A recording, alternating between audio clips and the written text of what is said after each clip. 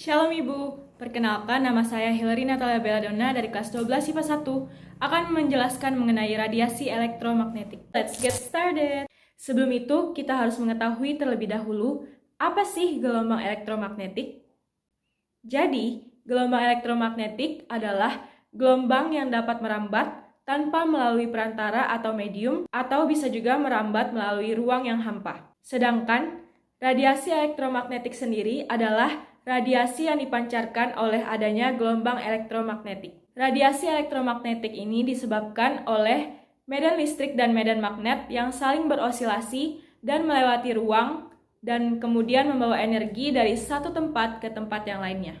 Nah, gelombang elektromagnetik ini memiliki 7 spektrum yang berbeda yang memiliki panjang gelombang, frekuensi, dan kecepatannya masing-masing. Nah, sekarang saya akan menjelaskan sumber, manfaat, dan juga bahaya dari ketujuh spektrum tersebut.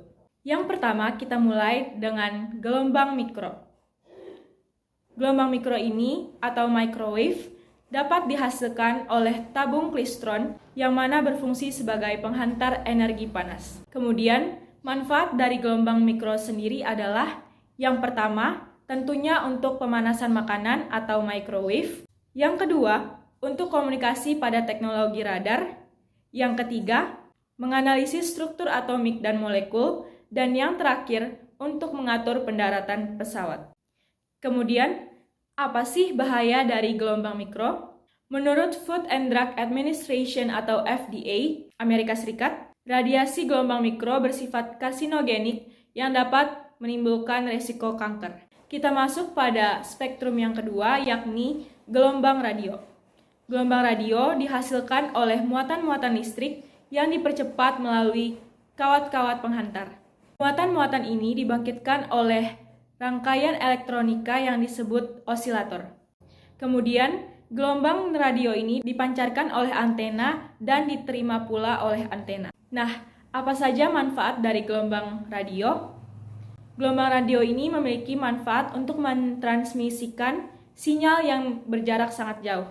Kemudian, gelombang radio juga dimanfaatkan untuk mentransmisikan sinyal komunikasi berupa siaran radio atau stasiun TV.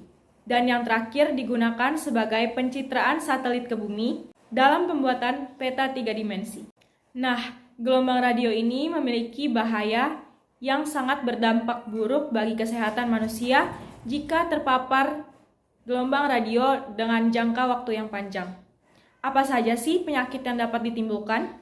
Yang pertama, bisa terkena katarak. Yang kedua, dapat menyebabkan kanker. Yang ketiga, dapat membuat kulit menjadi lebih hitam. Kemudian dapat menyebabkan kemandulan dan menurunkan kekebalan tubuh. Dan masih banyak lagi contoh-contoh penyakit lainnya. Yang ketiga adalah sinar inframerah. Sumber utama dari radiasi gelombang sinar inframerah adalah radiasi termal yang dipancarkan oleh semua benda panas. Ketika sebuah benda dipanaskan, atom dan molekul penyusunnya mendapatkan energi panas dan kemudian bergetar dengan amplitudo yang lebih besar. Apa saja sih manfaat dari sinar inframerah ini? Jadi, sinar inframerah dapat membersihkan darah, memperbaiki tekstur kulit, dan mencegah rematik karena asam urat yang terlalu tinggi. Inframerah jarak jauh justru sering digunakan untuk alat kesehatan. Radiasi sinar inframerah sama bahayanya dengan radiasi sinar UV yang dapat merusak jaringan kulit terdalam jika terpapar terlalu lama dan secara berlebihan. Dan hal ini bisa memicu timbulnya sel kanker kulit karena dapat merusak pigmentasi dan kolagen dan memicu timbulnya flek hitam yang merupakan awal dari tanda timbulnya sel kanker. Yang keempat ada cahaya tampak atau yang sering kita sebut dengan cahaya. Cahaya tampak ini adalah salah satu spektrum elektromagnetik yang bisa kita lihat langsung atau dengan mata telanjang. Nah, spektrum cahaya tampak yang terlihat kasar ini biasanya bisa kita lihat dengan 7 warna yang berbeda, yakni ada Mejiku Hibiniu atau merah, jingga, kuning, hijau, biru, nila, dan juga ungu.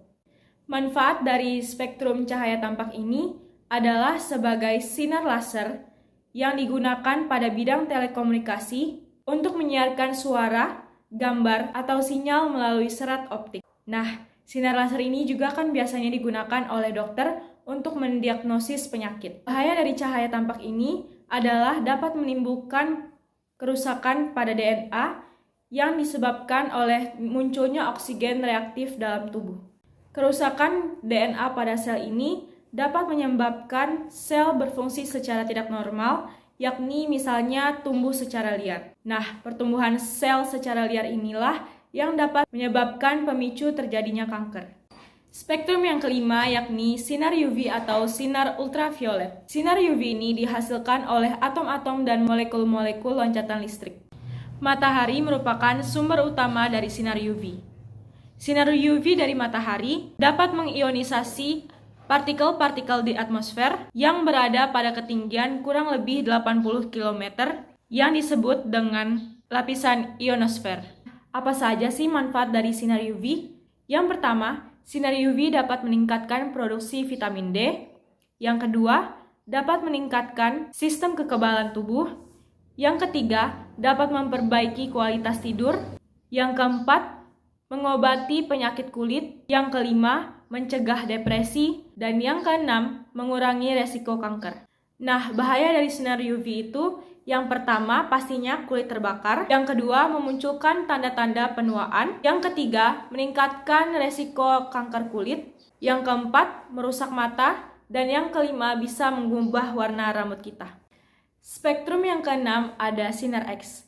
Sinar X ini terbentuk pada saat elektron-elektron bebas melepaskan sebagian dari energinya ketika menjalin interaksi dengan elektron lain yang sedang mengorbit atau dengan inti atom atau nukleus. Energi yang dilepaskan dari elektron ini berupa sinar foto X. Sinar X ini berfungsi untuk memastikan bagian dalam tubuh yang cedera atau terasa sakit, bisa juga untuk memantau perkembangan suatu jenis penyakit seperti osteoporosis, dan yang terakhir berguna untuk melihat efek dari pengobatan medis yang telah dilakukan.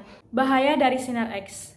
Paparan radiasi dosis tinggi dapat menyebabkan penyakit radiasi seperti pusing, bingung, mual, dan muntah. Efek jangka pendeknya seperti perubahan warna kulit, diare, dan jumlah sel darah rendah. Efek jangka panjangnya seperti kesulitan menelan. Kemudian dapat juga melemahkan tulang dan sangat beresiko tinggi pada wanita hamil, khususnya pada janin setelah lahir. Spektrum yang ketujuh atau yang terakhir adalah sinar gamma. Sinar gamma dapat berasal dari sumber alami yaitu seperti gas radon, yaitu unsur radioaktif alami di bumi dan di luar angkasa. Akan tetapi, sinar gamma juga bisa dibuat oleh manusia dengan menggunakan mesin khusus dan bahan radioaktif seperti polonium, radium, kobalt, dan iridium. Apa saja manfaat dari sinar gamma? Yang pertama, sterilisasi peralatan medis di rumah sakit. Yang kedua, pasteurisasi melalui iradiasi bahan makanan tertentu. Yang ketiga, leveling atau pengukur ketebalan. Yang keempat, pengukuran dan kontrol aliran cairan dalam proses industri. Yang kelima, penyelidikan lapisan bawah tanah seperti minyak, batu bara, dan gas. Yang keenam, pengukuran kepadatan kelembapan tanah di lokasi konstruksi.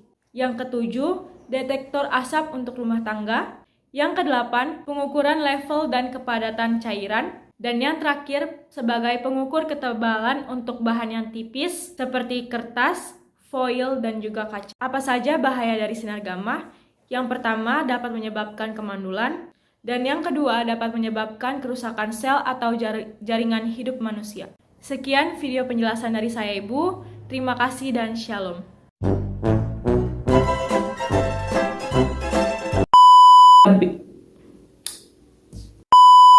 Listrik dan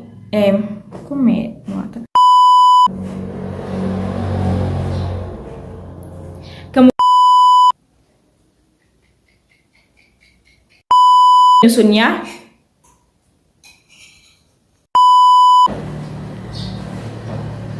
dapat